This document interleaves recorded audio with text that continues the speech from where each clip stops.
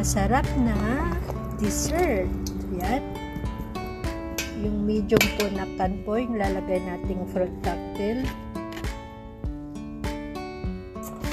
Tapos po, mango.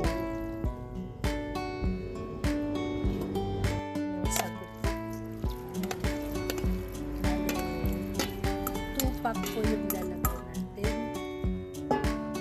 Then, buko pandan jelly. Ang dami. Namiss ko po gumawa ng dessert, guys.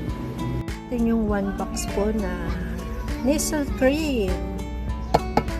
Tapos po, condensed milk.